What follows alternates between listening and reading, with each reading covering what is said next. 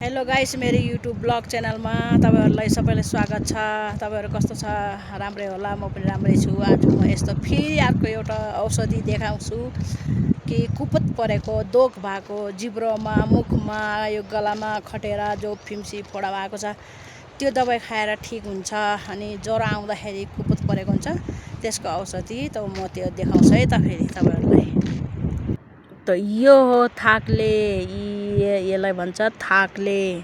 यसमा काँडा हुन्छ, यो फुल पनि खिल्छ यसमा, कति राम्रो।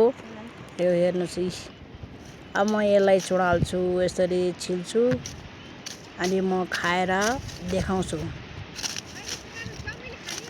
यो काँडै काँडा हुन्छ कि धेरै, केही पाएन। एउटा दाउराले गर्दैछु म यहाँ। यसलाई चुडाल्छु। यो त चुडिँदैन रहेछ, यो धेरै चाम्रो रहेछ। अलि मसिनो खाले निकाल्नु पर्ला। यो सानसानो चुडालेर खान्छु, खाएर देखाउँछु म। यस्तो हुन्छ यो। यसलाई यस्तो गरी छिल्नु पर्यो, यसरी। अनिखेरि यसको डाक्ला छिलेर खानुपर्छ। अनि भित्र जो पनि गर्मी होला, भित्र कुपोत परेको सबै यसले ठीक गर्छ। यो भन्छ थाक्ले, म खान्छु, पेटको लागि ठीक हुन्छ यो।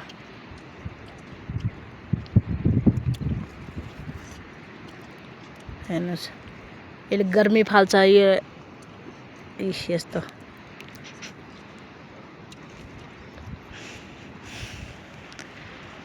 मलाई त औषधि राम्रो हुन्छ, मैले खाएर हेरेको हो।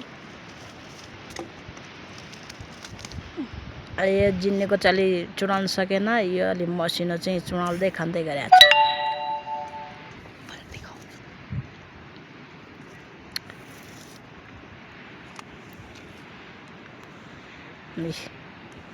हजुरहरु पनि यो खोजेर खानुस्। यसको नाम हो थाक्ले। ल, यो सबै ठीक गर्छ यसले।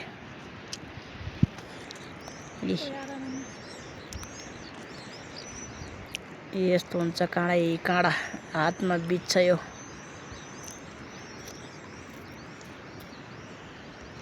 त गाइस, यो नेपालीमा थाक्ले भन्छ।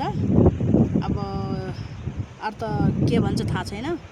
यो जस्तो अनि कुपत परेको, दोग भएको, यो मुखमा खटेरा, घाँटीमा खटेरा, अनि गर्मी भयो भने यसले निको पार्छ। त यो हजुरहरूले पनि खाएर हेर्नुहोस्, मैले खाएर हेरेको। त जिब्रोमा, यो गलामा, यो घाँटीमा, मुखमा जे पनि फोडा फिम्सी जो पनि भएको छ भने, घाउ भएको छ भने यसले निको पार्छ चाँडै। यसलाई भन्छन् थाक्ले। त गाइस, मेरो भिडियो कस्तो लाग्यो? पसन्द लाग्यो भने लाइक गर्नु, सेयर गर्नु, सब्सक्राइब पनि गर्नु, कमेन्ट फलो गर्नु। अनि अर्को म फेरि केही औषधि देखाउँछु, दबाई देखाउँछु। तब तक लिए बाई बाई।